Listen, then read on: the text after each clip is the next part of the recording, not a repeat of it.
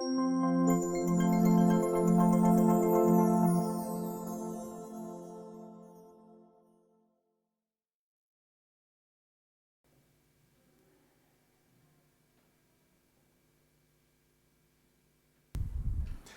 bem-vindos, meus irmãos, à casa do Senhor, nosso tempo de culto, pela graça de Deus presencial. É verdade que ouvimos que a situação em termos da pandemia está a complicar-se um bocadinho, mas não houve ainda nenhuma informação ou nenhuma colocação feita àquilo que é as atividades das igrejas, as reuniões religiosas, e portanto nós vamos continuar a ter a alegria de poder participar de forma presencial. Nós vamos começar este nosso tempo em oração silenciosa, cada um de nós preparando o nosso coração. Queremos ouvir aquilo que o Senhor tem para nos dizer, que seja claro, que seja concreto e que nós possamos ter disponibilidade de coração para pôr em prática aquilo que Ele vai nos transmitir. Vamos aproveitar então o nosso prelúdio instrumental.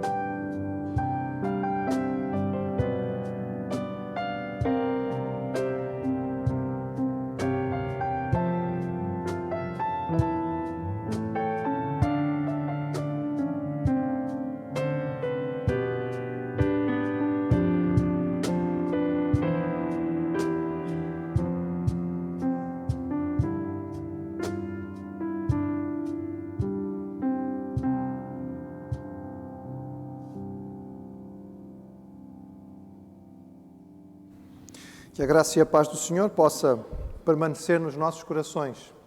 A palavra do Senhor nos ensina que nós fomos salvos de e para. Nós não somos só salvos da perdição, nós somos salvos para uma vida. Tem a ver com atividade, tem a ver com obra, tem a ver com aquilo que nós fazemos para o Senhor. Nós fomos salvos e, sendo santificados, somos cheios do Espírito Santo para podermos fazer a obra, para podermos cumprir a missão. E cada um de nós tem a sua parte, a sua responsabilidade. E a palavra do Senhor é muito clara sobre isto. Isto é muito bom, porque nós não somos salvos para ficar agora sentados na poltrona o resto da vida à espera da vida terminar, mas para aplicá-la com um sentido e um propósito muito claro de missão. Vamos ler aquilo que a palavra nos fala sobre isto, segundo aquilo que Paulo escreveu e também Tiago, nas cartas aos Efésios e também na carta geral de Tiago, ficando de pé e de forma responsiva. Diz assim a palavra do Senhor: porque pela graça sois salvos por meio da fé. Isso não vem de vós, é dom de Deus. Não vem das obras, para que ninguém se glorie. Porque somos feitura sua, criados em Cristo Jesus, para boas obras, as quais Deus antes preparou para que andássemos nelas. Que proveito há, meus irmãos, se alguém disse que tem fé e não tiver obras? Se um irmão ou uma irmã estiverem nus e tiverem falta de mantimento cotidiano, e algum de vós lhes disser: ide em paz, aquentai-vos e fartai-vos, e não lhe derdes as coisas necessárias para o corpo, que proveito há nisso? Assim também a fé, se não tiver Mas dirá alguém, tu tens fé, eu tenho obras. Mostra-me a tua fé sem obras, e eu te mostrarei a minha fé pelas minhas obras.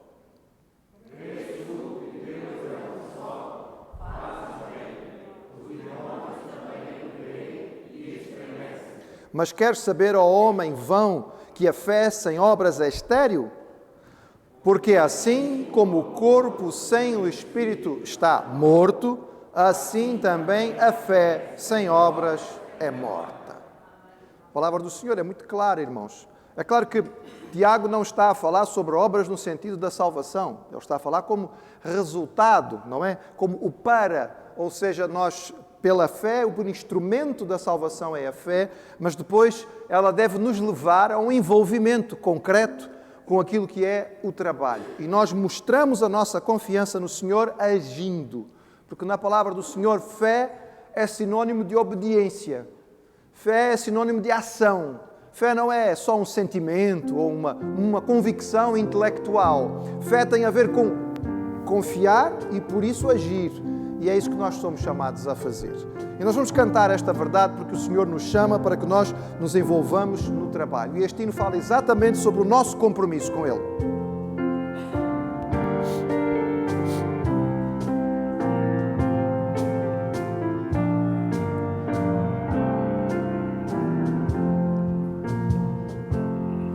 O Mestre nos chama, devemos segui-lo, seus passos seguros nos dão direção, nos vales, nos montes, caminhos difíceis, Jesus já nos guia, é-nos proteção. O Mestre nos chama, urgente conclama, vede nos espera, as novas de amor. Com fé prossigamos, cristãos verdadeiros, falemos a todos de Deus o Senhor. O Mestre nos chama, devemos ouvi-lo em tempos de lutas e tribulação. Com fé e coragem, guardados estamos, o Espírito Santo dá consolação.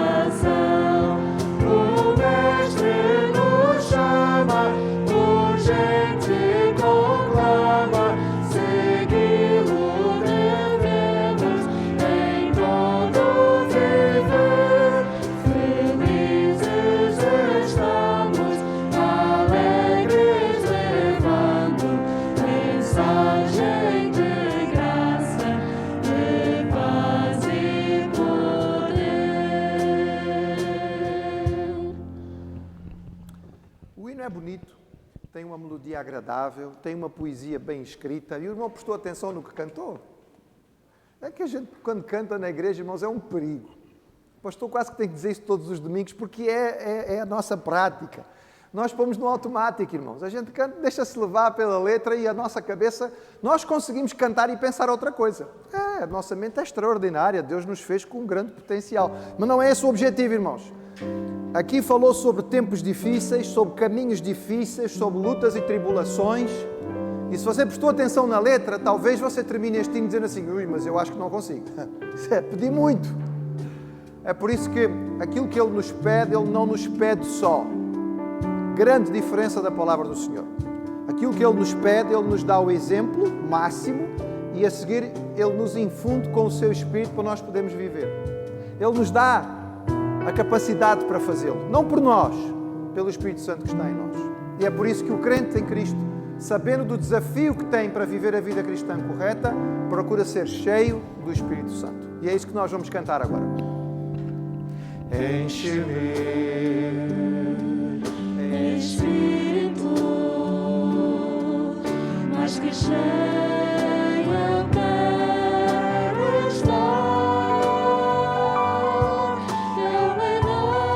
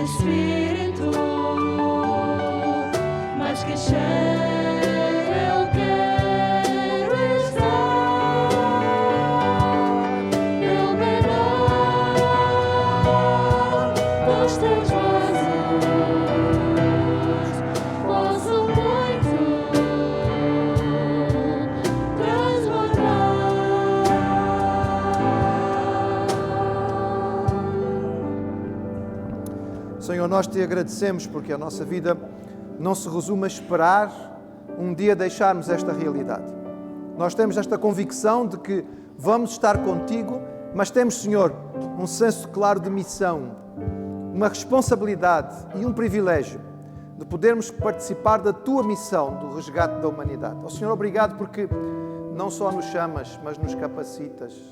Pai, nós precisamos de ser cheios do teu Espírito. Nós rogamos ao teu Espírito que nos encha, que nos constranja diante daquilo que está errado, que nos ajude a corrigir o que falta, que nos ajude a tirar, Senhor, e a vencer aquilo que tem impedido o teu domínio, o teu controle, o teu senhorio sobre as nossas vidas.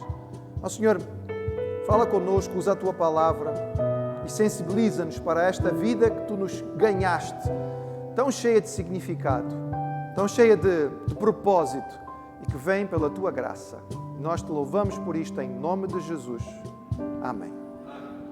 Antes que o irmão se sente, dê uma olhadinha à sua volta, veja quem é que veio e está aí perto de si, porque é bom podermos adorar juntos.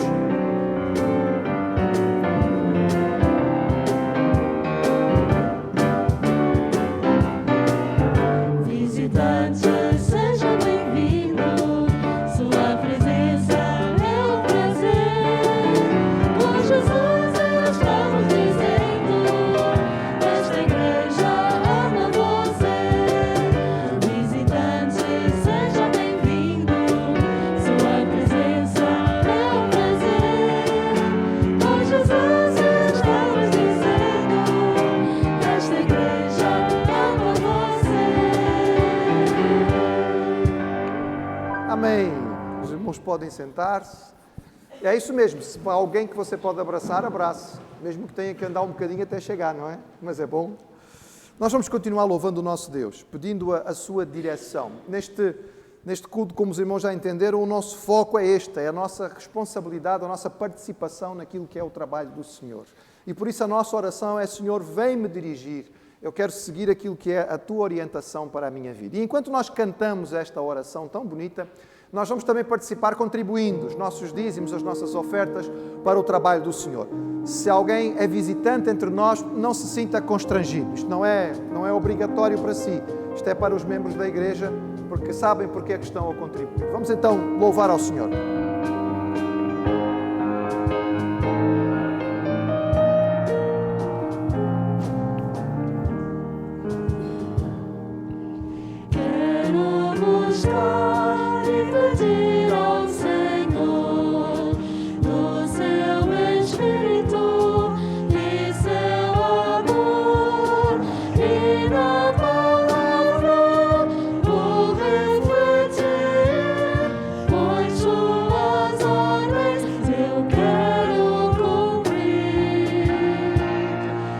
Senhor, vai me dirigir.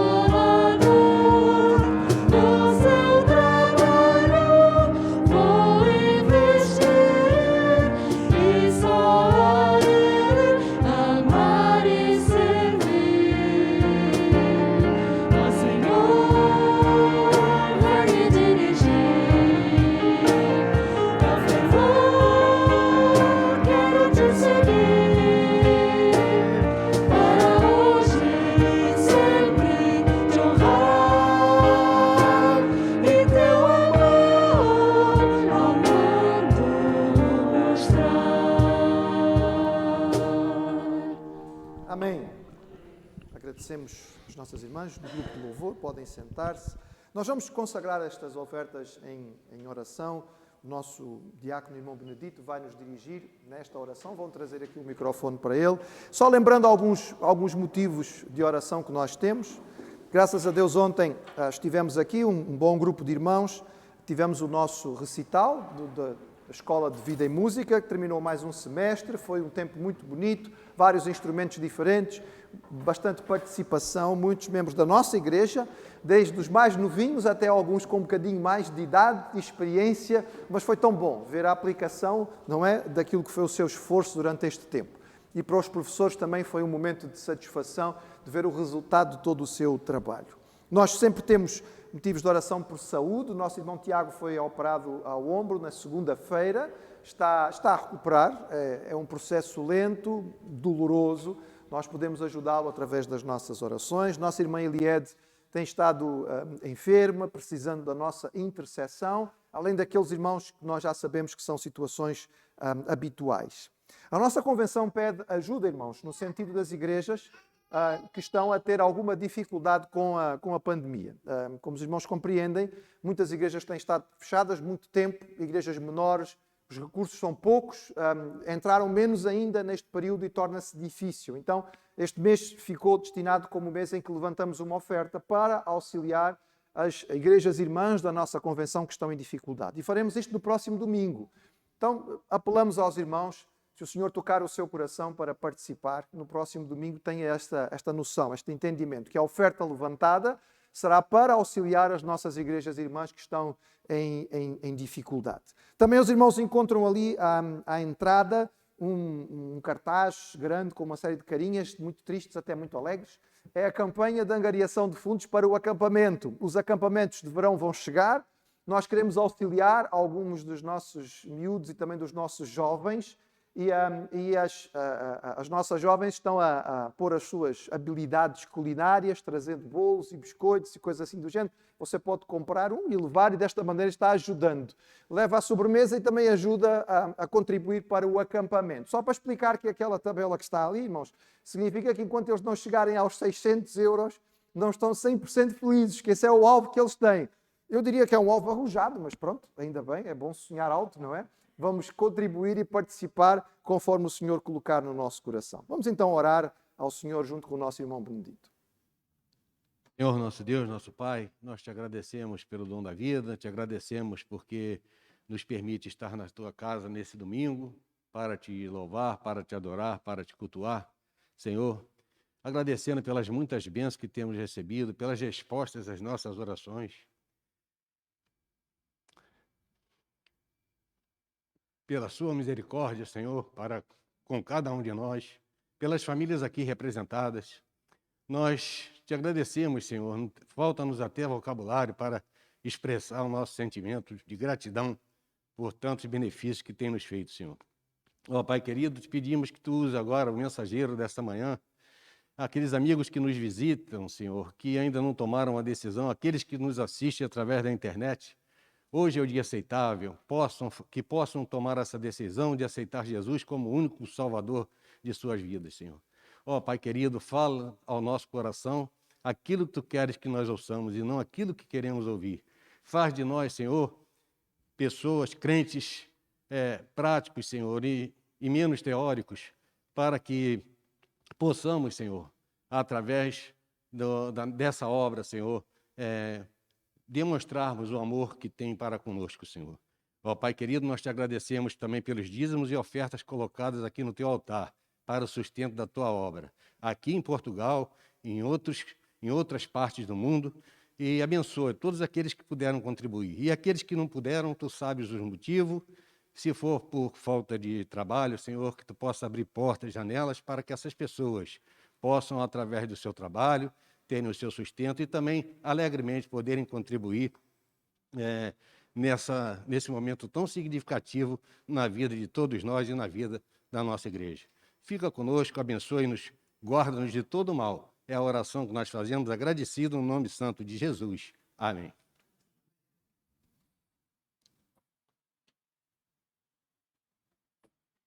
O irmão deve conhecer o provérbio ou o ditado que diz: Se você quer uma coisa bem feita, faça você mesmo. Também há um ditado que diz assim, se você quer uma coisa feita rápido, faça sozinho. Não fique à espera de ninguém, senão as coisas vão demorar. Pode até ser que seja verdade, irmãos, mas também é verdade que se nós queremos uma coisa rápida, fazemos sozinho, mas se nós queremos ir longe, é melhor ir acompanhados. E quanto mais significativo for aquilo que nós queremos fazer, mais gente nós vamos precisar nos auxiliando.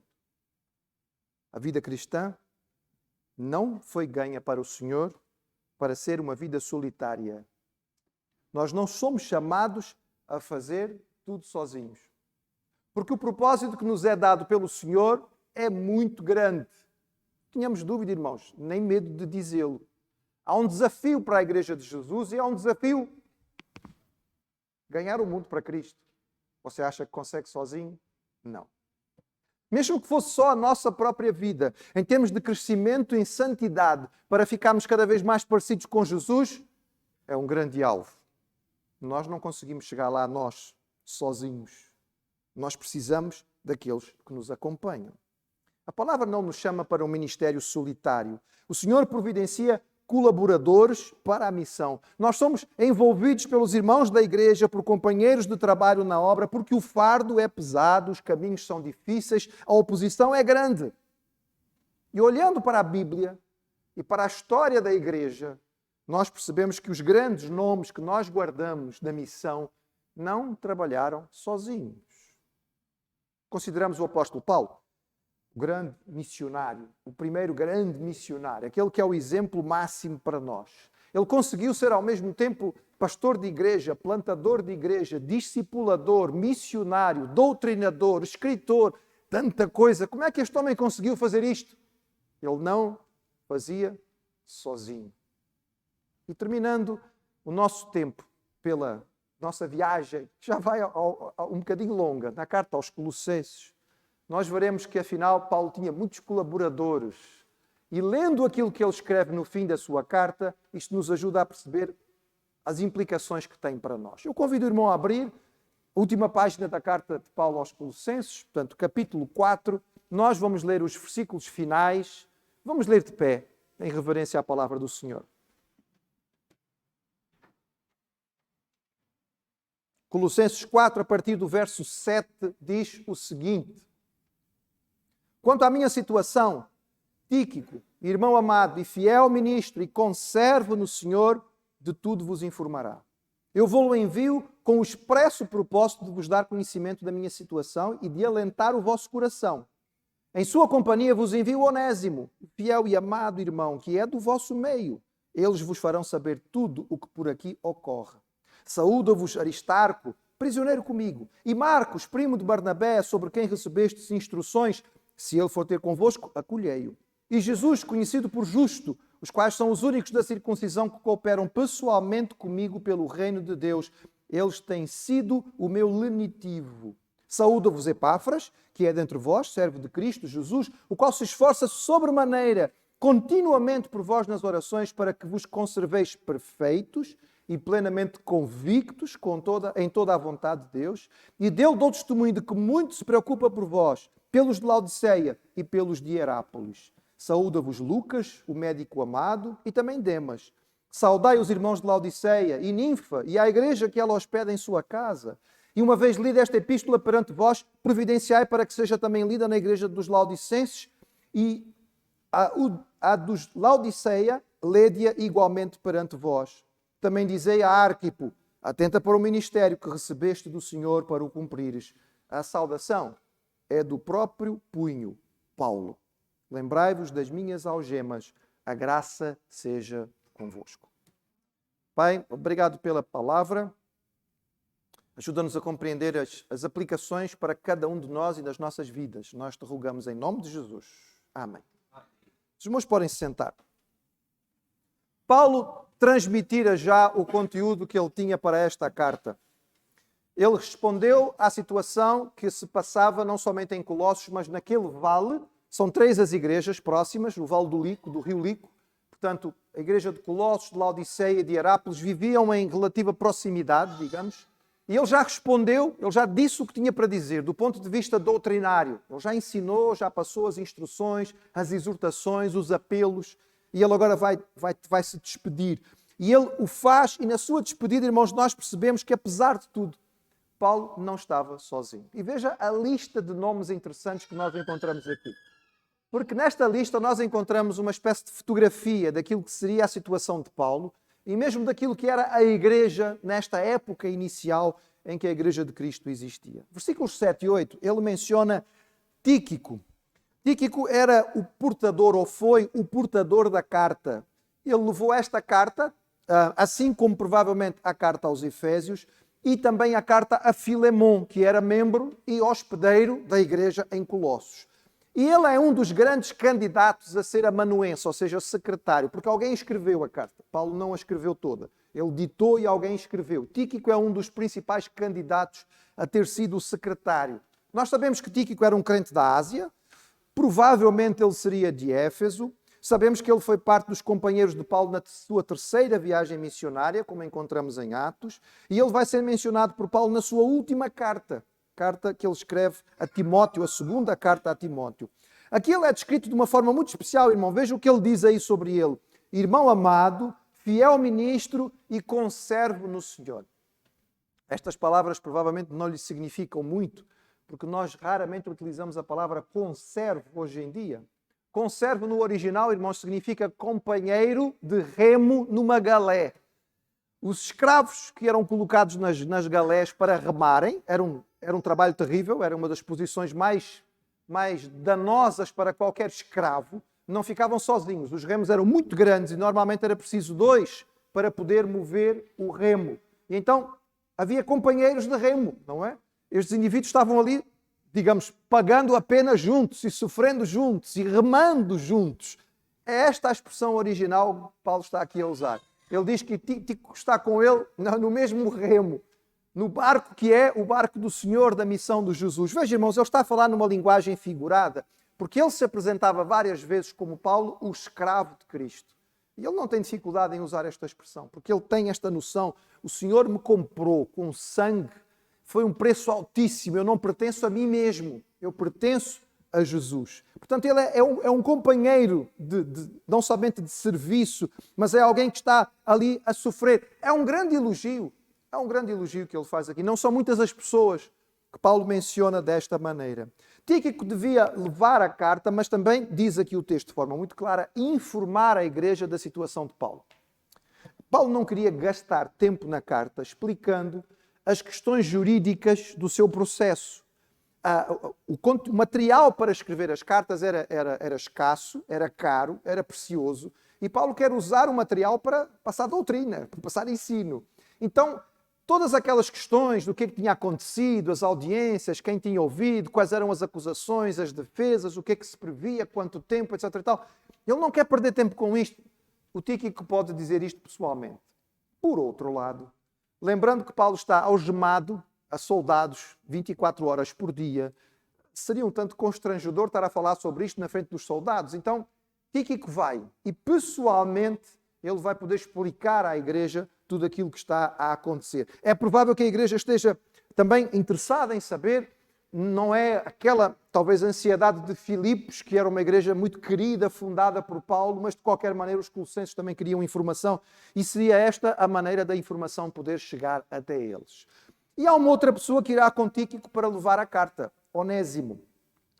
Onésimo aqui é descrito como amado e fiel irmão. Veja bem, ele não é colocado como conservo. Ele ainda não tinha este nível. Onésimo ainda está no caminho, ainda é um crente novo, ainda tem muito feijão para comer para poder chegar, não é ao nível de poder trabalhar com. Mas foi um resultado do trabalho evangelístico de Paulo, mesmo no seu tempo de prisioneiro. Onésimo era um escravo, fugido, de Colossos, que tinha sido servo de Filemon, que era uma das pessoas que hospedava a igreja de Colossos na sua casa, e ele tinha fugido, tinha chegado a Roma, de alguma maneira se converteu, e agora Paulo faz com que ele volte. Perceber esta história, irmãos, é muito interessante para nós podermos fechar, digamos, tudo aquilo que sabemos sobre Colossos, sobre esta igreja. O que quer dizer que ao terminar esta carta, fica faltando alguma coisa ainda. Nós terminamos a carta e a seguir temos que ler Filemão, que é para poder perceber, não é, tudo aquilo que se passava nesta igreja e todo o ensino que foi transmitido a esta igreja. Ao enviar Onésimo de volta, Paulo está a mostrar que o nosso Deus é um Deus de segundas oportunidades. É um Deus que aceita o arrependimento. É um Deus que promete uma mudança de vida. E agora Onésimo vai poder voltar e assumir a responsabilidade do que fez. Ele era um escravo fujão. Ficamos com a ideia na carta a Filemão, inclusive, que ele teria roubado alguma coisa quando fugiu. E ele agora vai, orientado por Paulo, vai assumir. Tem que voltar diante do seu antigo senhor, tem que assumir a responsabilidade e as eventuais consequências, que podiam ser muito graves. É por isso que Paulo vai escrever uma carta a Filemão a respeito desta situação, para que este caso possa servir de exemplo. É interessante que nós percebemos que estas pessoas estão próximas dele. E logo a seguir ele menciona mais 3 nomes, vão ser 3 nomes de judeus e depois outros nomes de pessoas não judeus. Portanto, 3 judeus e 3 gentios estavam a acompanhar Paulo nesta altura. Verso 10. Aristarco está preso comigo, vos saúda.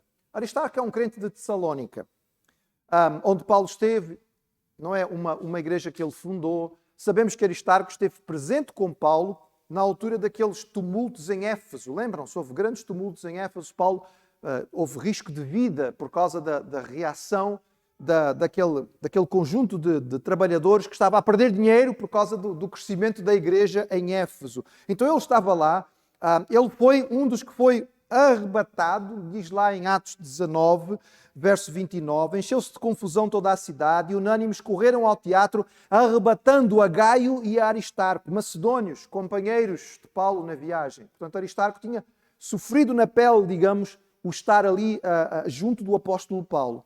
Depois nós o vemos com a viagem a Paulo. Ele é um dos homens considerados suficientemente idóneos para ser testemunha da entrega da oferta da Macedônia e da Acaia aos crentes da igreja em Jerusalém. Lembram-se?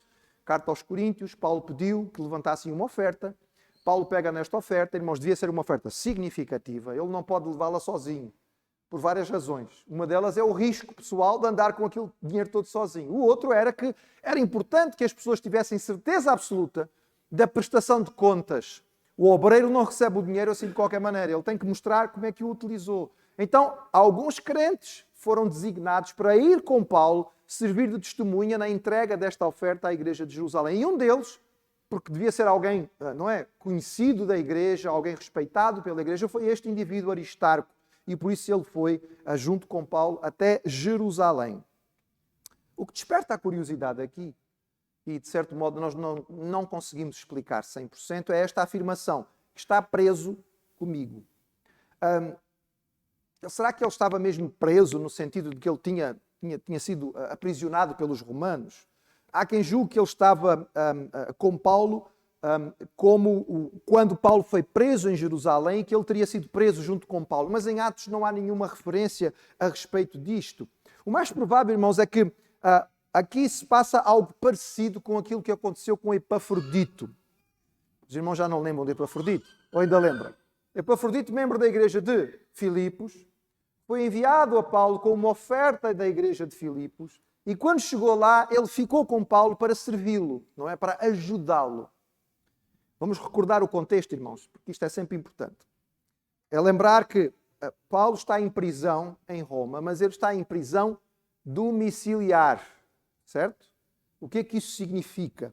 Nós lemos em Atos, no fim do livro de Atos, Paulo ficou 2 anos inteiros na sua própria habitação que alugara e recebia tantos quantos vinham vê-lo. Ele está preso, mas ele está digamos, aquilo que nós diríamos apartamento. Se eu disser apartamento, os irmãos vão ter uma ideia diferente. Ele estava numa acomodação que era dele. Ele tinha que pagar por ela, enquanto esperava o julgamento. Roma não era famosa em termos de justiça por prisões. Os romanos não acreditavam muito nisto. Porque assim, gasta muito dinheiro. Tem que se construir, tem que se manter, tem que se dar alimentação para os presos. Então os romanos tinham um sistema jurídico que era muito rápido. Normalmente havia 2 penas principais. Se a pena era muito grave, matava. Acabou o assunto, não é preciso esperar muito tempo. Ou então era condenado à escravatura. Toca pôr o indivíduo a trabalhar. Gastar dinheiro com o indivíduo enquanto ele está numa cadeia não dá muito certo. Havia havia uma cadeia em Roma apenas, é o cárcere Mamertino, também chamado de Tullianum, mas normalmente ele não era ocupado durante muito tempo.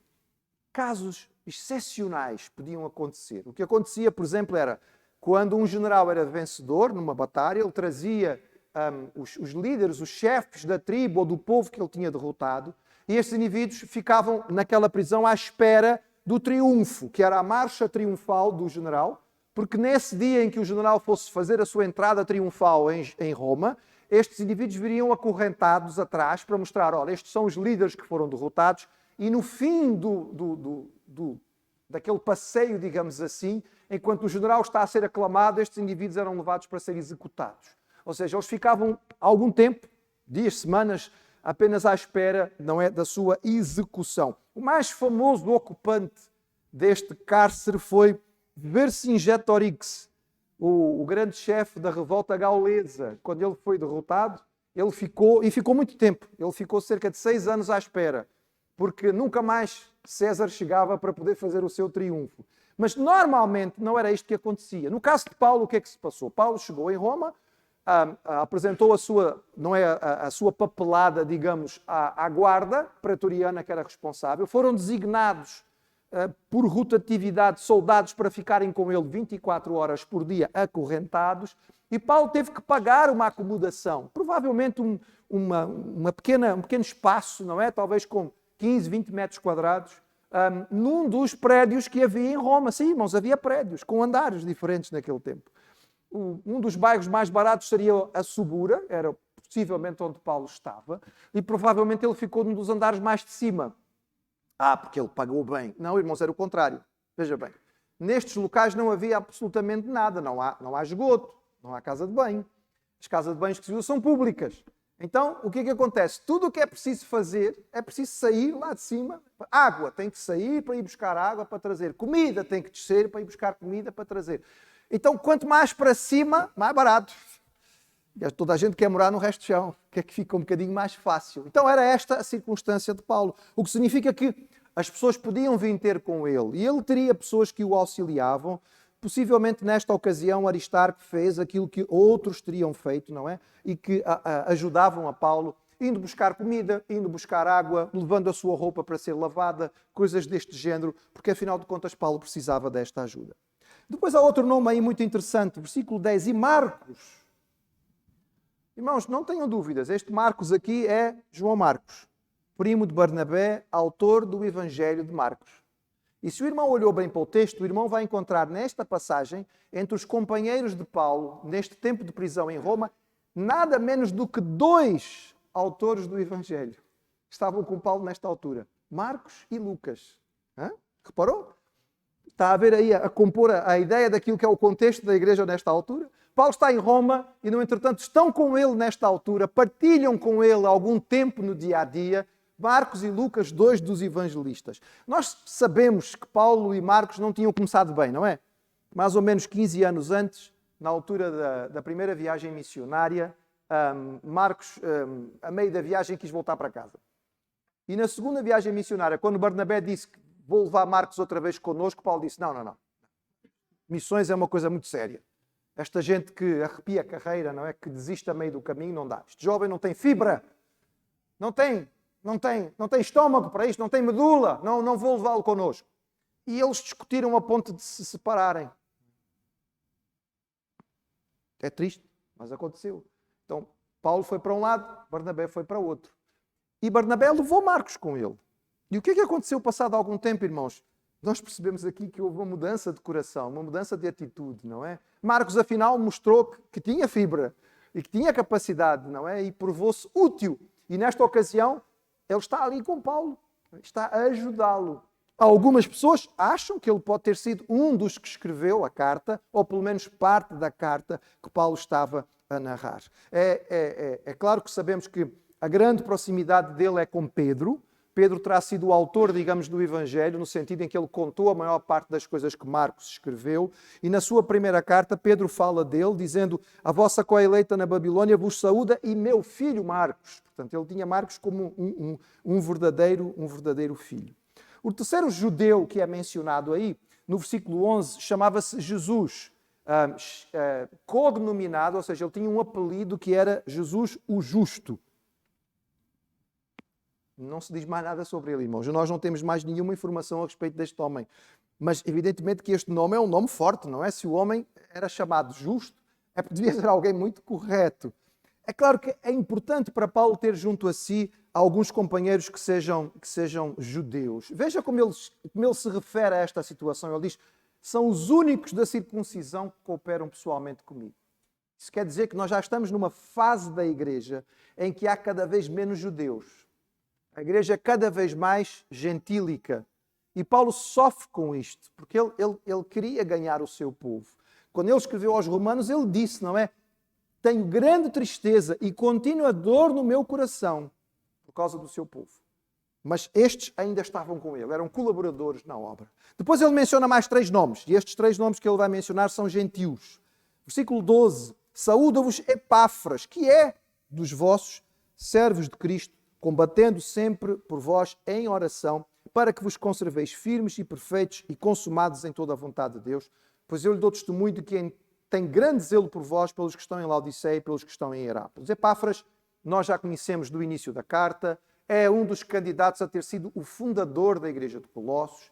Era ele, com o seu coração pastoral, que estava preocupado com a situação. Foi ele que foi até Roma visitar Paulo e contar a Paulo, olha, o que se passa é isto, apareceram estes fulanos, eles ensinam isto, eles dizem isto, eles falam aquilo. E Paulo pega nestas informações e escreve a carta para exortar e corrigir estas falhas doutrinárias. Bonito aqui nesta expressão, ou nas palavras que ele diz a respeito de Epáfras, e digno de nota para nós. Veja, irmãos, ele usa a expressão seguinte, combatendo sempre por vós em orações. Eu não sei como é que está na sua versão. A palavra original, o verbo original no grego é agonizomai. É isso mesmo, irmão. Agonizomai. Dá a ideia de agonia. Ele era... Você já orou assim?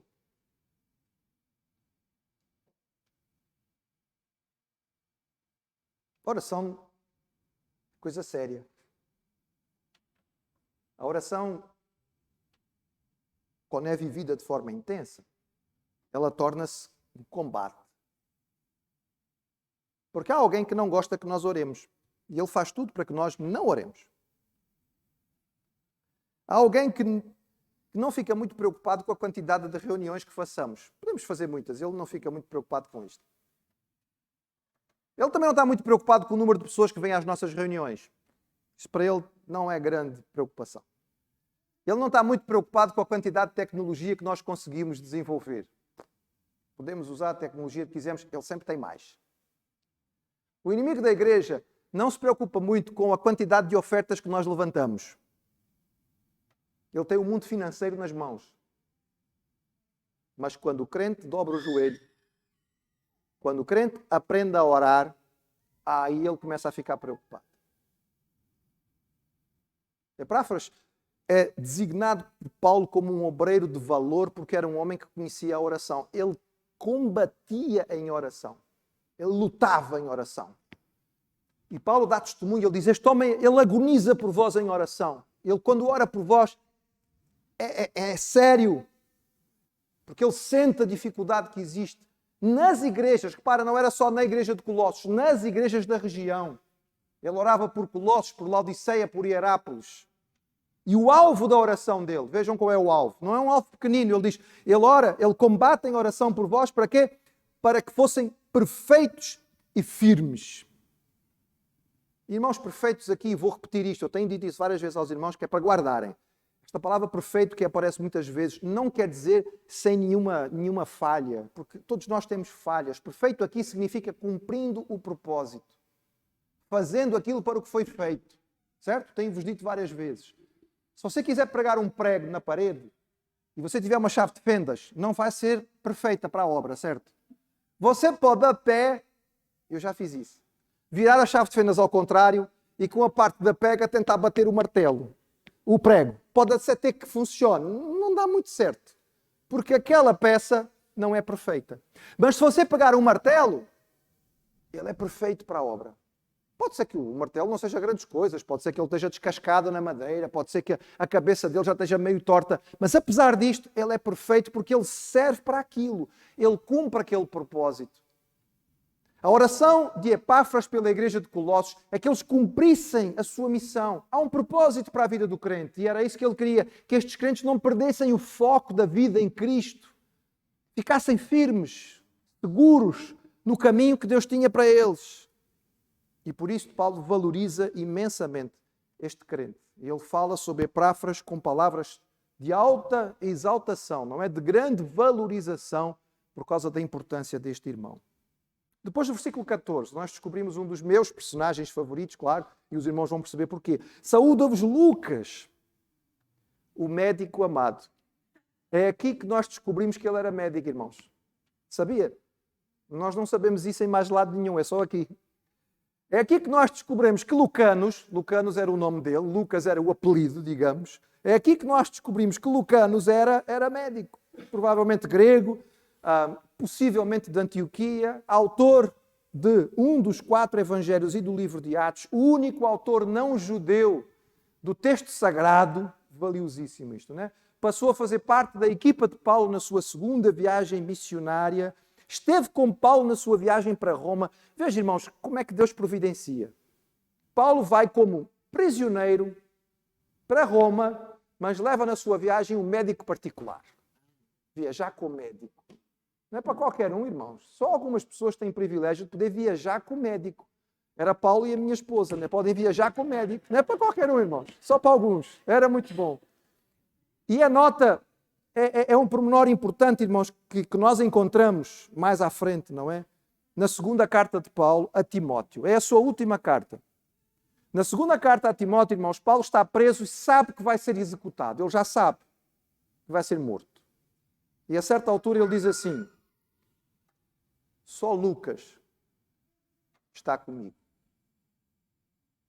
Fica a ideia, irmãos, de que provavelmente naqueles dias finais e naquelas horas finais, antes da sua execução, quem partilhou com Paulo os momentos antes do seu martírio foi Lucas. Lucas. É por isso que são palavras tão curtas, mas tão cheias de significado, não é? Saúda-vos Lucas, o médico amado. E depois ele apenas menciona e Demas. Demas, que é diminutivo de Demétrio. Se Lucas é aquele personagem que enche o nosso coração porque foi fiel até ao fim, Demas é o contrário. Porque na segunda carta a Timóteo, Paulo fala sobre Demas e diz: porque Demas me desamparou, amando o presente século. É, ao mesmo tempo, uma nota significativa, não deixa de ser um pequeno consolo para aqueles que trabalham no ministério. Porque às vezes nós nos dedicamos imenso a uma pessoa, estamos horas acompanhando, procurando desenvolver aquela pessoa, orando, intercedendo, discipulando,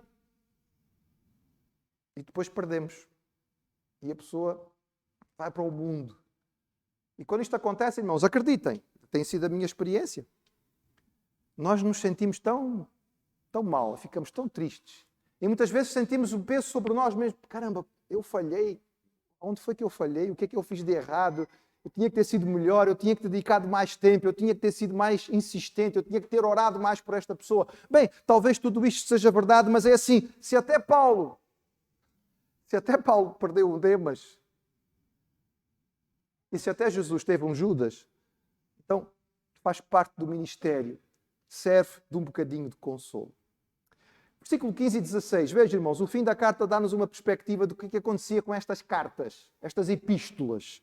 Saudai aos irmãos que estão em Laodiceia e a Ninfa e à igreja que está em sua casa. Isto a gente já sabe, não é? As igrejas funcionavam em casa, as pessoas recebiam as igrejas em casa. A igreja de Colossos é hospedada por Filemon. A igreja de Laodiceia era hospedada por Ninfa. Ninfa provavelmente era uma mulher rica, com recursos, com uma casa grande, tinha espaço para ter as reuniões mais espaçosas, ou seja, mais numerosas da igreja. E Paulo menciona de forma específica que bênção é abrirmos a nossa casa para podermos ter o tempo do Senhor ali. Recebemos os irmãos em Cristo. orarmos uns com os outros, lermos a palavra, instruirmos, intercedermos. Isto é bênção. Os irmãos que têm aberto as suas casas, estamos ansiosos por voltar a ter os nossos grupos familiares presenciais, porque isto faz diferença. Mas agora veja outro pormenor. E quando esta epístola tiver sido lida entre vós, fazer que também o seja na igreja dos Laodicenses, e a que veio de Laodiceia, lede a vós também. O irmão percebe que as cartas eram tipo circulares? A carta aqui era para Colossos, mas não era só para Colossos. Ela devia ser lida em todas as casas onde a igreja se reunia e depois tinha que ser mandada para Laodiceia. E a carta de Laodiceia tinha que ser trazida para ser lida cá. Que carta é esta de Paulo aos Laodicenses? Bem, o irmão encontra aí logo a seguir a 2 Tessalonicenses? Não está, irmão. Não está. Esta carta não está no Novo Testamento. Nós não sabemos que carta é.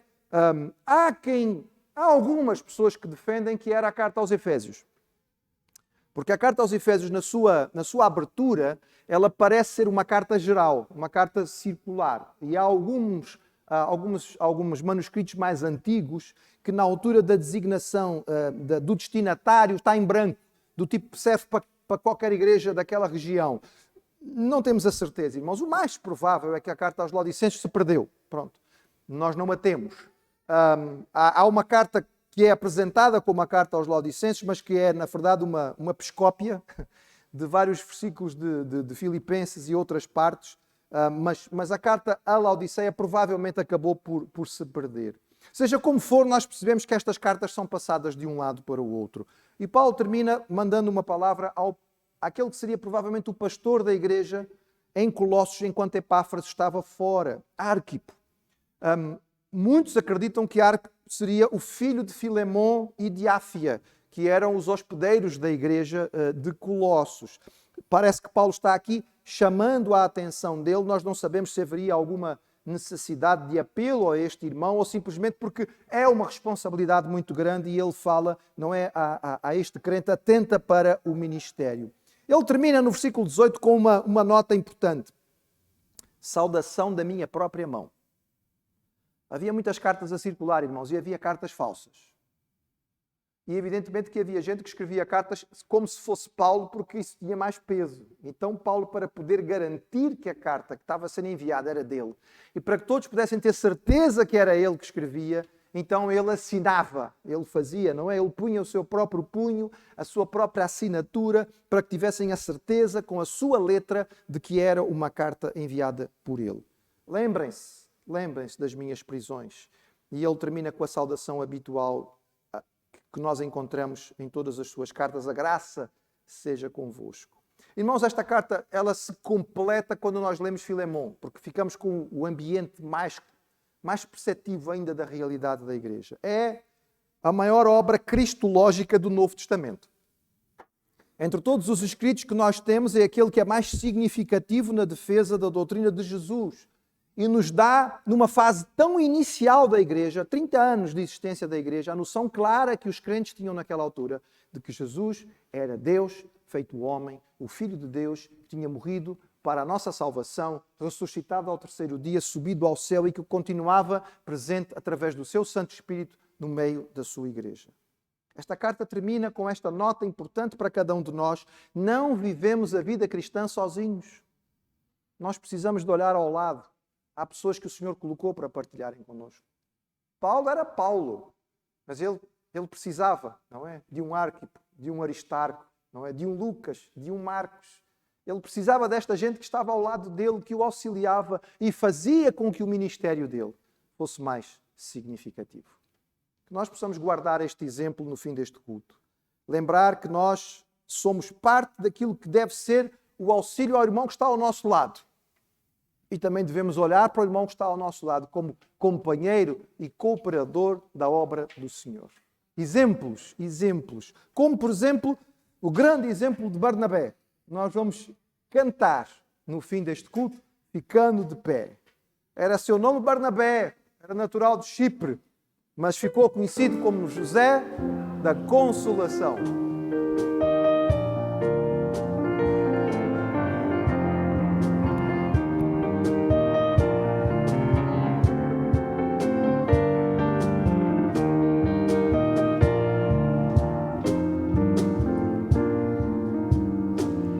Fica bem a gente passa bem o outro carestia. Ainda mais quando se sabe o que fazer e não se faz. Como fruto do amor de Cristo, fruto do seu compromisso, vendeu o homem o que tinha e repartiu. Era seu nome Barnabé, natural de Chipre, também chamado de José da Consolação. Homem bom e piedoso, cheio de temor e fé, homem de Deus. E quando Saulo converteu-se a Cristo, lhe faltou amigo, alguém que fosse companheiro, fonte de consolo e abrigo. Como fruto do amor de Cristo, fruto do seu compromisso, foi o homem procurá-lo, dando-lhe a mão. Era seu nome Barnabé, natural de Chipre, também chamado de José da Consolação. Homem bom e piedoso, cheio de temor e fé, homem de Deus. E quando a igreja se espalhou por todo canto que havia, por providência assim por onde ele chegou a Antioquia, precisando de um pastor de homens, mesmo de um pastor de almas, foram procurar aquele que Deus preparou. Era seu nome Barnabé, natural de Chipre, também chamado de José da Consolação. Homem bom e piedoso, cheio de temor e fé, homem de Deus. Amém. Lembrar os irmãos, ainda, ao terminar este culto, hoje é o último domingo, para inscrição no culto de aniversário da igreja.